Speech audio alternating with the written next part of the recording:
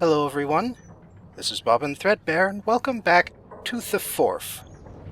And I'm Kalon Zombie. I'm still Random Ninja.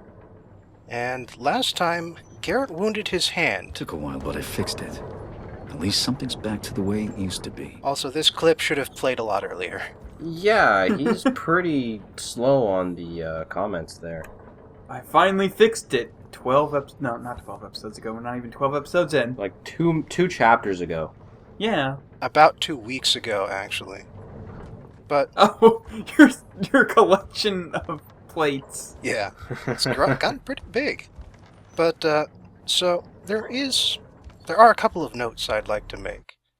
But first we got a usual cutscene after leaving, and hey, look at that. Seems like there's this really big mob outside, just... It's a riot, yeah. ready to tear the city down. That seems like cool and fun. I can't wait to see that in action. Wait, didn't that happen last episode within 5 seconds? Well, it was supposed to... it started in the last episode, but, right now it's like in full force. The full force of... 3 guys killing 2 guards. And I assume you still encounter guards in every mission? Seems the Graven mob has had enough and is out to kill anyone who isn't one of them. That includes me. Yep, To avoid that's any right. confrontation. The Graven, for whatever reason, are there instead of the guards now. Ah. Okay. Even though Garrett is working with their leader, they will attack him on sight. Why? Because video games need an enemy. Yeah, that's pretty much it. Convention! Yay. And, of course, the number of guards doesn't actively change all that much. Like, aside from that one guy standing in front of the clock tower, we've still got the usual 2 guys patrolling in front of the area here. Twice the salt and So half the it's rat. not at all That's like the ticket. the end of the third game where a bunch of statues start coming to life and all of a sudden everything changed and plunged into chaos. It's just more of the same. Don't forget, everything plunged into chaos before the statues showed up. That just made things worse. Yeah. But yes, that's why I feel, confident with, doing all the exploration afterwards, because the situation does not change. Oh, and here's our old friend, Jim Bob. Yeah, Jim Bob. Jim Bob the Beam. Yeah, whose last name is Beam, so you can also call him Jim Beam. Oh, okay. That's, I've actually got a pretty big pet peeve about that particular whiskey because of how many people call it Jim Bean rather than Jim Beam. Well, it's a little troublesome because there are the sausages, which are Jim Bean with the N. Yeah, but last I checked, you don't really get drunk off of sausages all that often. I don't know, there was that one time. That one time at band camp, Kalon? Yeah, exactly. Or beer sausages. Anyway, I did the bank heist again, and once again, to prove a point, I got all 4 challenges, and in the process I have proven that you can only get the money for completing a challenge once. Huh. But you got a bunch of money, so there's that. Right, but, as I was saying, though, there were 2 things I wanted to point out. The first is that, if you've noticed, Garrett has a bandage on his left hand now. Yes. Yeah. There was supposed to be a transition there, but fuck it. But, yeah, the weird thing, though, is that it's been 6 months, or 6 days, sorry, since Garrett wounded his hand. And I know that getting, like, an arrow through your hand is not some sort of injury that heals overnight, but at the same time, why is that the same bandage he had the night he got injured? That, or he is still bleeding from that wound, which case he has a lot more problems than just that one wound. Well, it would make sense that he would keep bleeding from it, because he keeps doing stuff, and that would keep opening up the wound. Yeah, but the second problem is, why did he put it on top of his glove? Because that would require him taking off his glove. And I'm pretty sure it's part of his outfit, which would mean he'd have to also take off his whole shirt and jacket combo. No, that would require the developers to pay attention to what they're doing and having to model things. I mean, it's just... It would require them to think beyond, hey, in Bioshock Infinite, the player character can get an injury on his left hand and have a bandage around it for the rest of the game. Let's do that! Can you not get injured there? I don't Yeah, think you can. If you decide to just kill the dude instead, he will not stab you through the hand, and you will not have that bandage. That is the only difference. Time to replay Infinite then. Yeah, Infinite makes an interesting point about, choices in video games. Because they don't change the plot. They don't have mechanical differences. And yet they make you live with a certain amount of consequences. Yeah. So it's like the ending to Mass Effect 3 minus the consequences. I'm still a little mad about that. Yeah. Hey, at least they fixed the ending. Wink, wink, nudge, nudge. Yes. The old patch fix. Mm-hmm. Yeah. The at least it's better than what it was fix. It's true. Yeah. I love how they said, well, we're not going to add anything, and then they added tons of stuff. I mean, you've got to consider their position, right? I'm all for artistic integrity and, sticking with your gums and whatnot, but... Well, that ending was not artistic integrity. That ending was we had run out of goddamn time. Yeah, that was a bad ending, first of all, and also, you've sort of got to pander to your main audience if you want a successful series. Yeah. If you want to continue to have an audience, yes. Yeah, I mean... It's why Ratchet & Clank has barely evolved since Going Commando. And anytime it does try to change anything, it ends up being awful. But that's the thing, Ratchet & Clank I still love, despite the fact that they haven't really changed anything since the beginning. Yeah, it's... Every game that basically plays like Going Commando, but slightly better, is A-okay in my book. And it's like Crash Bandicoot. Crash Bandicoot 1 through 3, the exact same game, and it was perfect. And then you got to the PS2 Crash Bandicoots, and they were not quite as good. To be fair, the PS2 Crash Bandicoots were not developed by Insomniac. By that point, they had sold Naughty rights. Dog, you mean? Naughty Dog, whatever. Yeah. By the way, so... They're basically the same company. So the second thing I wanted to bring up is the audio desync issues that you guys were complaining about in the last episode. I think I figured out what was causing that, and it was in fact on my end and not the game's fault. Oh, okay. And I've done what I think will fix it, or at least make it better than where it was. So hopefully, as of this episode moving forward, it will not be such an issue. However, the one subtitling in episode 2 was still super weird. Yeah, the subtitles in the back in episode 2 were still getting really desynced. I find that just subtitles are kind of added as an afterthought to a lot of these games. So, as you run out of time, you kind of add them afterwards, and that's why they don't match up a lot, because they're just taken straight from dialogue cues and whatnot. They don't actually listen to the audio and match it up.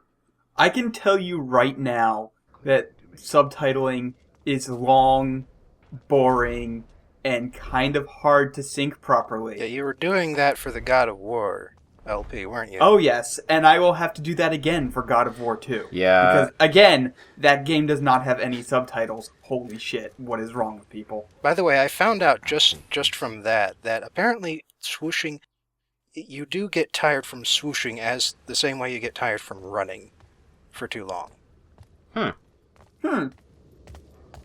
And you can tell when you're getting tired because this little broken heart symbol appears just above your current weapon.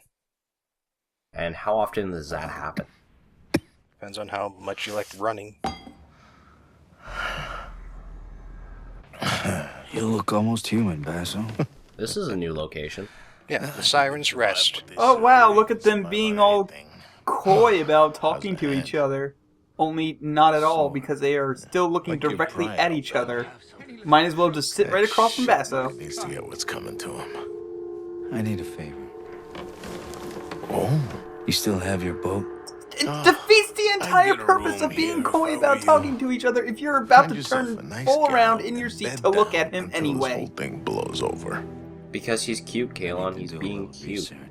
Just let it happen. It's about If everything. you're buying, Let him be adorable. penniless joke.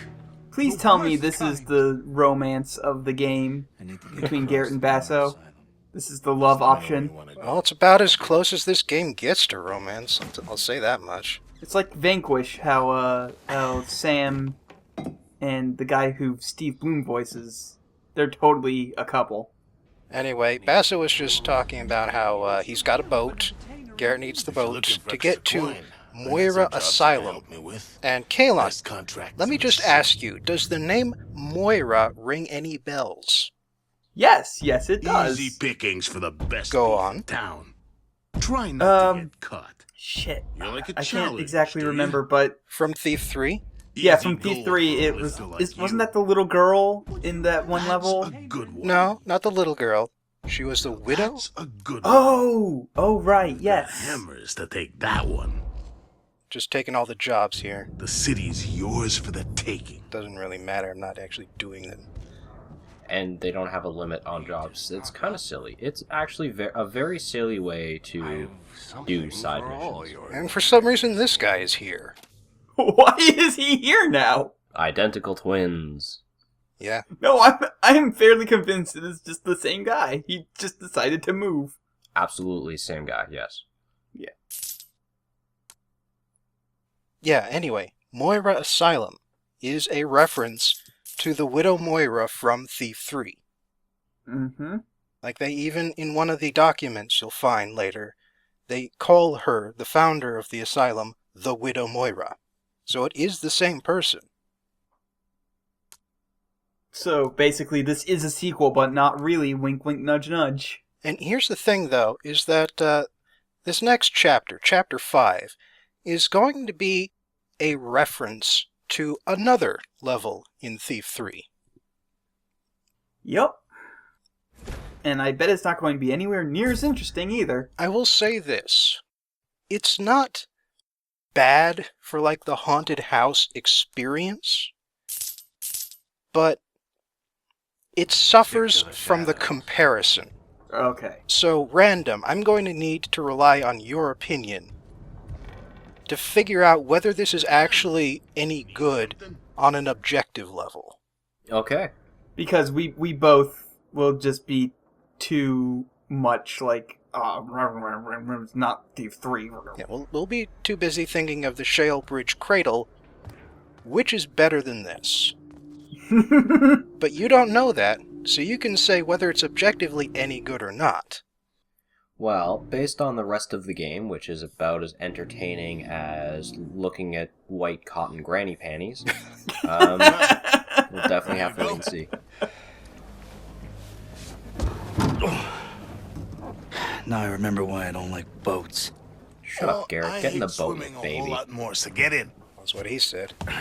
No, I'll take the oars.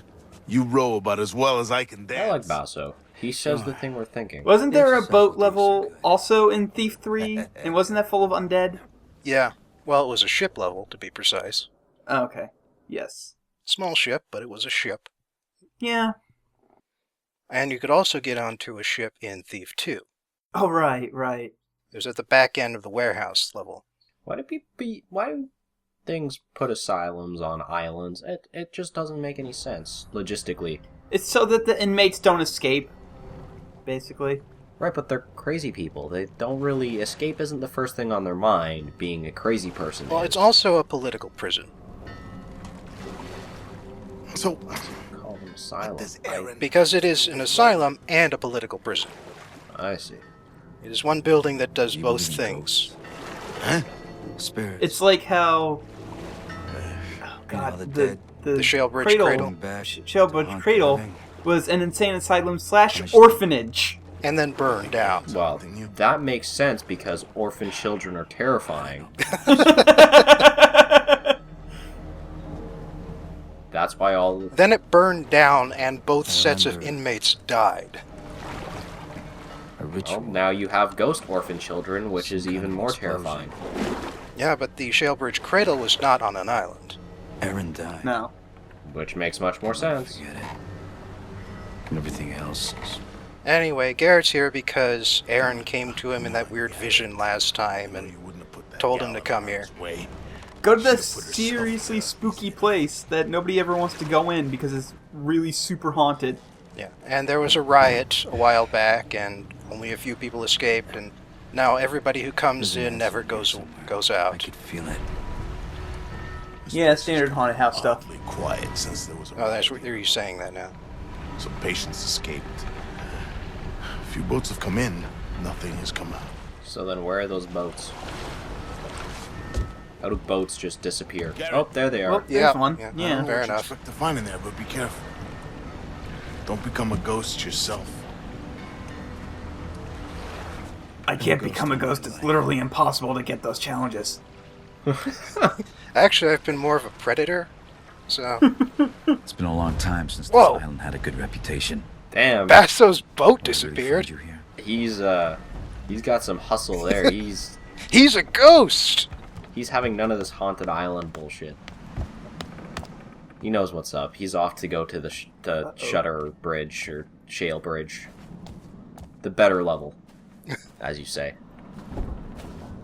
The Cradle. Just call it the Cradle. All right, the Cradle. He's off to the better haunted mansion. The music's nice. Immediately, the sound is good. That's another thing that sort of suffers by comparison. The sound and music design in this game is adequate, but in the original Thief trilogy, it was amazing. This actually gives off a very Resident Evil 4 vibe. Just this little area here.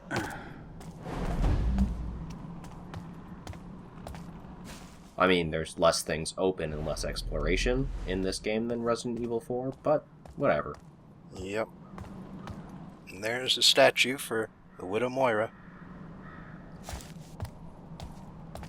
Reference callback to something that doesn't exist. Check. Or does exist, whatever. Let's play new developer developing an existing IP bingo. And hey, more petty vandalism. A fine piece. But yeah, it says founded in 459. Now, I did the calculation, and that is 383 years before the present day in this game. So in other words, this is saying that the events of the original Thief trilogy happened almost or around 400 years ago. Also, I bet that would have been a whole lot scarier if I was actually in front of the doors when they opened. Whoops. Well, it's pretty horror movie cliche, that.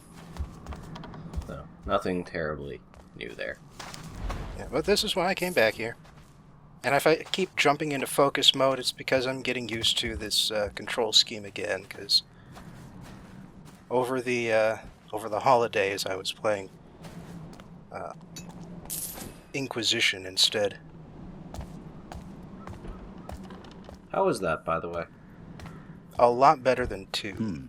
Probably better than 1, too. Seems someone's expecting me. Oh, door shut. And now there's a peephole. Boy, is there. You shouldn't be here. Booga booga booga. Is it the asylum that's haunted with me? Why were you here? Yeah, well... Kinda just horror movie cliche at this point. And the female ward is probably a good start. So, very horror movie cliche so far. Yeah, it sort of falls into the usual issues where the people who don't know how to make horror movies think that jump scares are how you make horror movies. Oh, good. It's my least favorite kind of horror movie, then. Well, what they did was they watched Silent Hill a whole bunch of times, and then went, oh, this was an excellent adaptation of a horror movie, let's just do that in our game.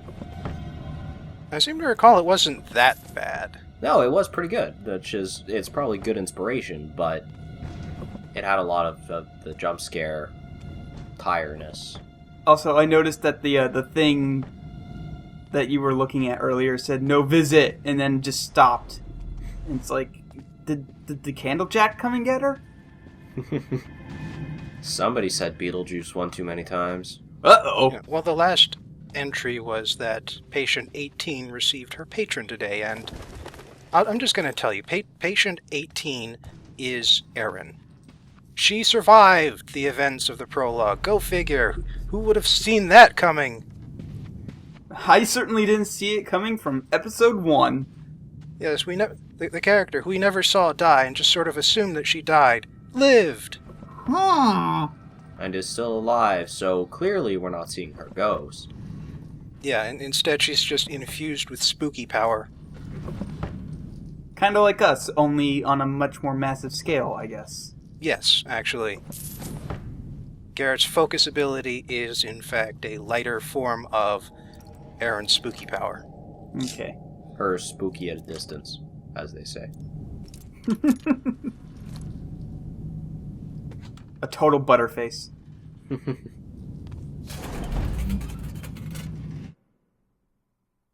Yep. See, this is about patient number 18.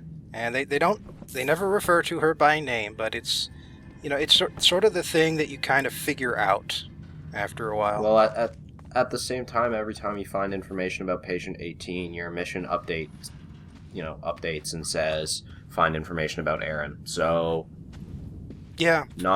Not exactly rocket science there. It's just, the only thing it's missing is Garrett going, patient 18 must be Erin. Was that a watermelon? I think it's a basketball. Okay. What? Okay. I have no idea why or how, but it's either a cantaloupe, a watermelon, or a basketball, I think. Well, it's certainly some sort of ball, not a fruit. Could be a fruit. It's definitely not a watermelon, because this isn't a Hideki Kamiya game. What? Yeah, I don't get it either. Metal Gear Rising. Okay. I don't know who made that game. Jeez, just Could have said Platinum. all these Metal Gear references are just going right over your heads. I need to stop making them. I know Kojima and Platinum. That's it. I don't know any other names. I don't even know the names of the characters in the games. I just know those two names. Platinum and Kojima. Well, in any case, the reason we came down here is because here's a collectible. Oh boy. The Rose Brooch. So it either declared true love or declared a duel at dawn. I wonder if that was ever confusing for people receiving that. Like, I'm giving you this rose brooch as a signal of my... Oh, hang on. And then the guy would leave, and the lady would just be there going, does he love me, or does he want to shoot me? It's sort of an important bit of knowledge to have. Yeah. Oh, I should mention that before anybody says anything, no, I know that Hideki Kamiya did not make Metal Gear Rising. He actually had nothing to do with the project. I'm sorry. These are the Baron's laws. So now you're referencing things that... Well, it's in an asylum. watermelons are more of a Metal Gear Solid thing in general. I thought it was a Metal Gear Rising thing because, you had the sword that could cut through anything, and so it's, it's fun to destroy a watermelon. Well, there is that, but there's also like watermelon stuff in Metal Gear Solid 4. Was that also about Erin, or was that just a random note? Well, it's about one of the nurses, I believe. Something weird is happening to her or him. I think the nurses might be male in this institution because, Victorian times, everybody in the profession was male. No pens with metal nibs shall be given to patients, but all these gold pens lying around, those are okay. Yeah. It's gold, they can't... All of these extremely sharp fountain pens are completely fine to be leaving around the insane people. Well, it's gold. You can't really stab someone with a gold anything, much less a gold fountain pen. If you push hard can. enough, Assuming the metal doesn't just... Listen, the nape is very soft and very thin, and you just need to apply a little bit of pressure and right off goes the head. You can do it with a spoon. Well, in any case, what we've got right here is... So it is a goal to get into the female ward. Okay. And we've wound up getting around the normal way of doing that. Because we had the wrench and we used the vent to get in. So it is kind of nice that you have this alternative route into your objective here. Mm-hmm.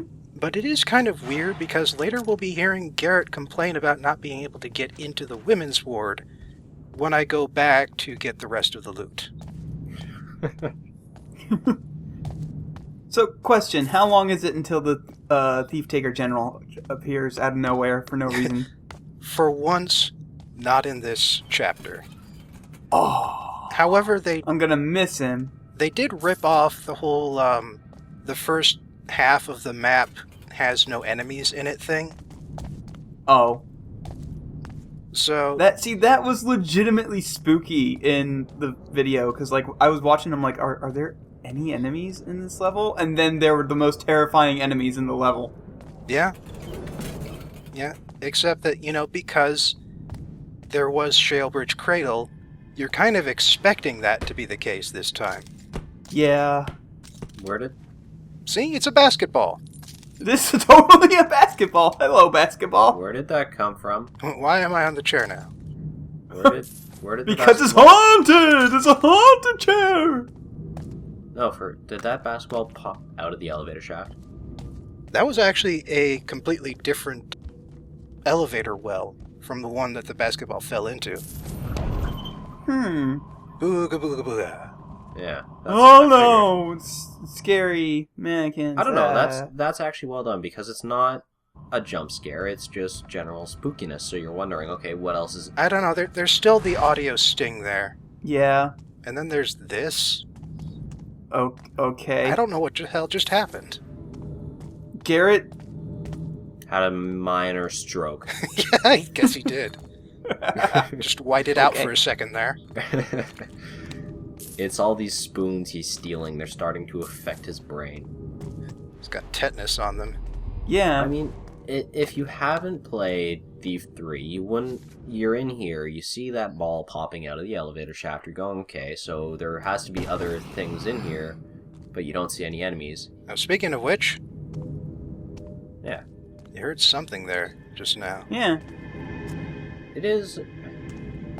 As a horror level in a game that has not had any horror in it whatsoever, I would say so far it stands on its own 2 feet. Okay. So far. So far. Well, like I said, that's why you're here. Mm-hmm. To let us know. I'm sure that if I had seen the game where this level was done better, then it probably wouldn't be so good. But it's probably the best level so far. At least this game knows where all ghosts come from. Pipes. And boxes, Kalon. Don't forget the box ghost. No. Like, in real life, all ghost stuff is just basically pipes fucking with you. The Predator thing is 12 kills or knockouts. So apparently we will be encountering enemies before the end of this. Bet you they're up on the 2nd floor. But the other 2 things are don't get spotted, which is the usual shadow objective, and opportunist is take no damage. Okay. So you get Predator then, is what you're saying, right? Well, like I said before, I've just kind of accepted that that's my lot in life, at least when I'm doing the recording.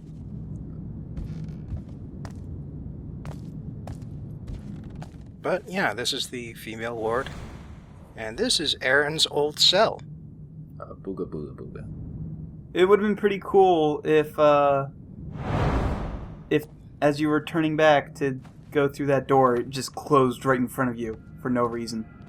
That would have been... They already did that, though. Oh, okay. I do like that every time you peek through a hole in this place, you do have those pictures of an eye peeking through a hole. Yep. No, that's actually because the first time I did that, it saw into Aaron's cell, and that was actually Aaron's cell. So the rest of them will not be doing that. Oh, well, at least it's consistent then. Yeah, I like the fact that Aaron's basically going, hey, I see you. I see you seeing me. Months from now. I see you seeing me months from now. Hi, hello, how's it going? You never write, you never call. Oh. Okay. Sure. Alright. Man, you gotta get your tetanus shot there. Yeah, that was kind of random. Yeah. Yeah. Spooky ghosts. Oh no, the ghost. She disappeared. Because of course she did. Yeah. What did you expect? And of course they've also scattered this level with all sorts of little messages about how terrible, mental health profession was back in the Victorian era. It's still not awesome now. Yeah, it's not much better. It's mostly just drugs now, though. Well, it is honestly a whole lot better than it was, but that's only by way of comparison. Well, yes. And at the same time, most everything is better than it was. Like, when I say it's not much better, I mean we still have a very, very shitty system. Yes. And a poor grasp of most mental illnesses. Mm-hmm. It's not a huge field of study, surprisingly. Or not so surprisingly, I guess. These doors make no sense. Why is there a door in the middle of two other doors? Oh, that's a rotating door. This is rotating, yeah. Is it? Yeah. Yeah. Oh. It's been spinning every time Garrett pushes it. Oh. In order to block the loading screen. I haven't noticed, actually. Huh. I've seen the bar light up, but I didn't notice that it was rotating. Well, take a closer look the next time, because we'll be going through those doors a few more times. At least it's not a beam. I don't know, Jim Beam feels like seeing him would be a welcome sight. He's an old friend now. God damn it, Garrett. Clean your hand. That thing's gonna get septic. Well, it's been 6 days, so if it's going to, it already has.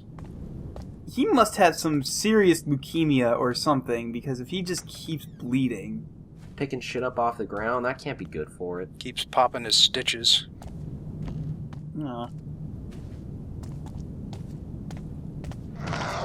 Alrighty then. It's Gollum! Frogman! Alright, so since you've seen it now, I'm just gonna go ahead and explain. So, Random, do you remember way back in, Chapter 2? Yeah. When we were going after that ring, and you said, hey, is that the One Ring? Just a little joke there? Oh yeah, and we saw that thing. Yeah, I remember that. Funny story about that. That wasn't the One Ring, but it turns out that if you hang out with Aaron for too long, you turn into Gollum. So, that's weird. Yes, Huh. but that is seriously what is happening here. Okay, Alright. and Aaron is gone. Half of these documents Somewhere. are talking about how the staff and the inmates are losing their hair and walking with a limp and just sort of growling, making Gollum noises, I guess. There's... Calling their dolly their precious. How's there a fire going here? Spooky. Spooky fire. This game, or this particular level sort of lost out on the spookiness as they introduced Gollum. Yeah. That's not quite as spooky as nothing is. She's been waiting so long. Oh, and here are the enemies now. No, that was just a disembodied voice. Bobbin, I would like to request a small, short bonus video of you at some point putting in spooky, scary skeletons over this level. Just a small one. Nah, that sounds like effort. Oh, okay. But Kalon, feel free. No, fuck it. Give me the footage. I'll do it. You have the footage. You downloaded the video. He's right. Not true. Put up or shut up. Watch me. I'll do it. I'll fucking do it. I'll throw down. Just accelerate it to like times 20 and overlay spooky, scary skeletons. Play dem bones.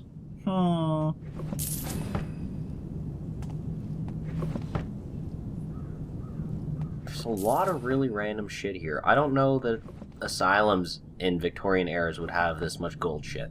Yeah, gold ink bottles, I could have golden told him you were pens. trouble. But what did you do? Golden scissors, which I think is a really awful idea, actually. But, yeah, Show so me. it was important to find that particular note, that particular document, because it says that after Erin spent her time in the women's ward, she was transferred to the special treatment center in the back of the asylum. So that's where we have to go next. Which is, I guess, where most of the golems are coming from. I'll just say sure. Okay. But, yeah, it turns out for some reason you don't actually have to go into Erin's room here. She can't stay here. It's too dangerous. But it does tell you that everyone is turning into golems for real, so if you had any doubts, there you go. Yep. And spooky, scary door opening. Whoa, the door's opening by itself because it's super creepy. Right there, Mr. Cosby. Yeah, and now the door into the front office is open too. Oh, the chair's rolling on its own. Yeah, which means we can actually get past this and into the back of the asylum now. Somebody was watching some indie horror movies. But we won't go back there yet, because I still have not explored the men's ward, which is where we were supposed to have gone first. Because once you get past this revolving door, it's, yeah, kind of blocked. Oh. Okay. What? What was making that sound? Blood. Oh, blood. What? Was he stamping in it like a child? Yes! I'm going to say yes. Hey, at least it's better than old Garrett with his tap shoes during sneaking missions. What? It's like, okay, so like the original Thief had some really interesting sound design. So whenever it sounded like whenever you were walking on tile, it sounded like Garrett was wearing tap shoes. It was just really loud. Clop, clop, clop. Yeah. But I do recall someone in the thread mentioning that apparently there was a question and answers session in which the guy who does Garrett's voice did the answers. And his answer for how come you make so much damn noise was, well, you try walking on cobblestones all day in soft-soled moccasins and see how well that goes for you. Oh. They didn't really have foot lotion way back when. They didn't have sneakers. They didn't have rubber-soled boots. Like, that's why they're called sneakers. Is because before then, your only option was to go clop, clop, clop everywhere. True. So then, what is the normal... I guess we'll see the normal entrance to the women's ward. Why did that... Oh, spooky pipe ghosts. Because glass fell. No, we're way past the spooky pipe ghosts. Well, then what was Looks that like I need to spooky have pipe myself ghost noise? committed. It was a spooky glass ghost. Okay, but it's saying right here, Voluntarily, the of course. women's ward key, which is another one of those stupid tower keys, is in the men's room area, and you need to get into that office in order to open the portcullis there. And if you do not have the wrench, that is your only way of getting inside. Oh man, that door was turning on its own. Also something that would have been spookier before we know that the enemies are Golem. Yeah.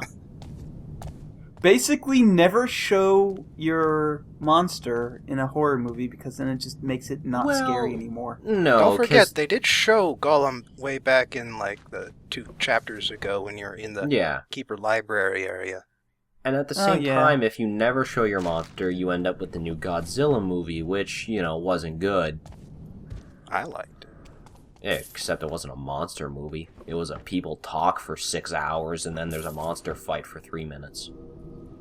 Well, my defense of that is, watch some of the old Godzilla movies. Oh god. and see the ratio of monsters to humans bickering. Yeah. You'll find out it's not so different. The original Godzilla was pretty good with the monster to people ratio, but like once you start hitting shit like King Kong versus Godzilla, it's really like people dependent. Although King Kong versus Godzilla is not a very good example because that was a really awful Godzilla movie, even by old Godzilla movie standards. Godzilla versus Mechagodzilla, Godzilla versus Zeta Mechagodzilla. Godzilla got very silly. Yeah. Japan really loves its giant robots. It's true. And giant dinosaurs and really just giant. Oh, speaking of which, it's 2015 now, aka the year Neon Genesis Evangelion takes place. Oh. Get out. Don't forget that Americans love our giant 50-foot Attack of the 50-foot somethings too. Yeah. We don't make it quite of an art form though.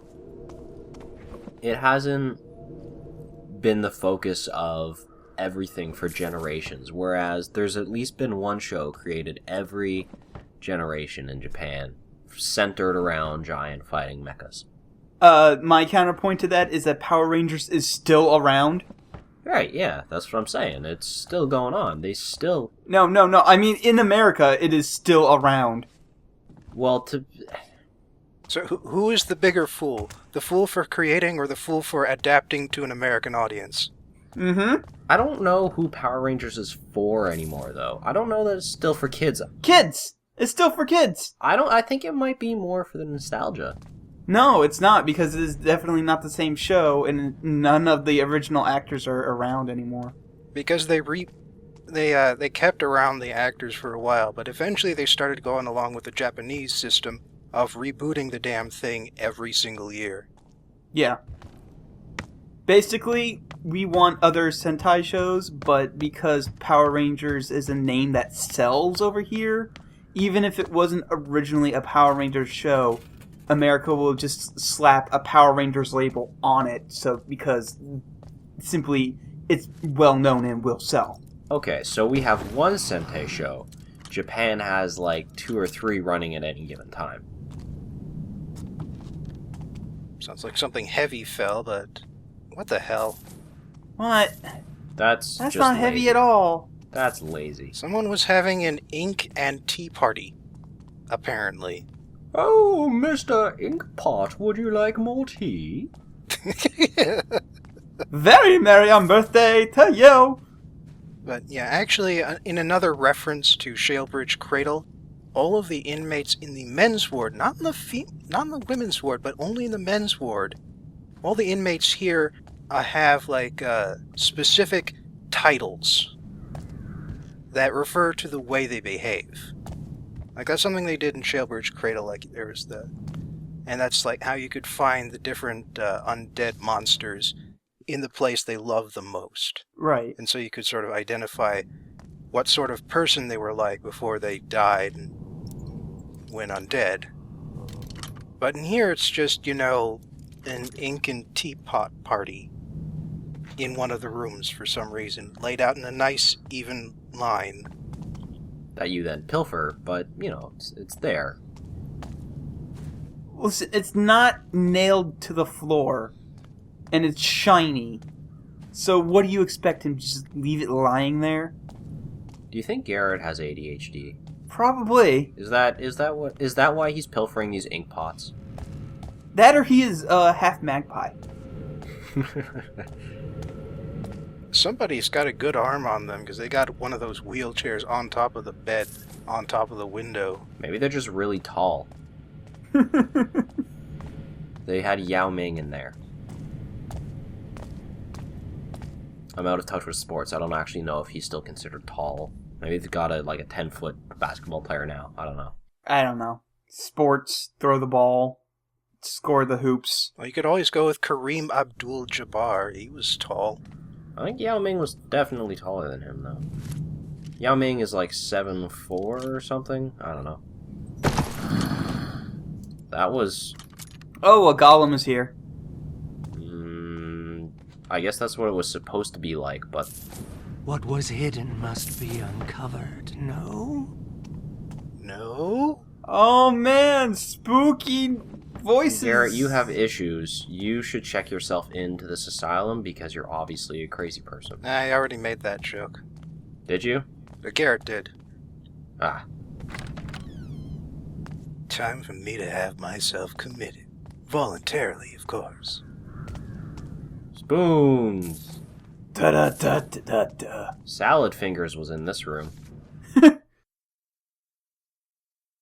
Yeah. Well, actually, one of the inmates here stole the key we're after. Along with a ton of utensils. An entire silverware set. This should get me into the female ward.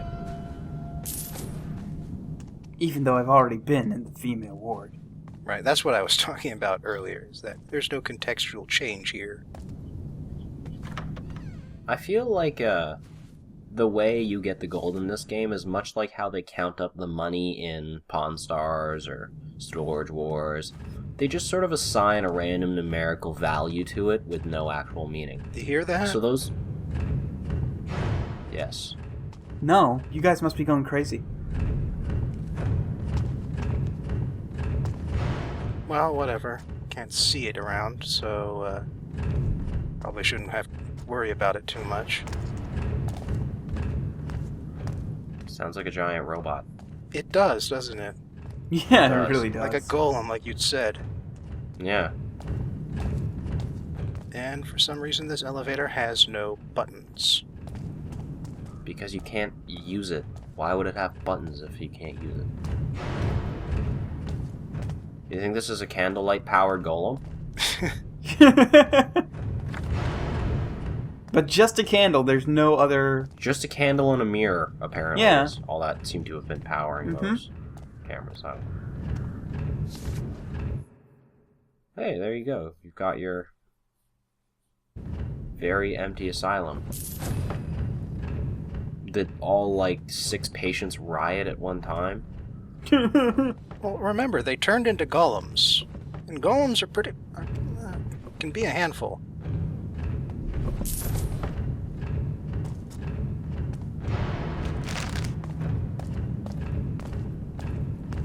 Jesus, syringes everywhere. This is not a safe injection site.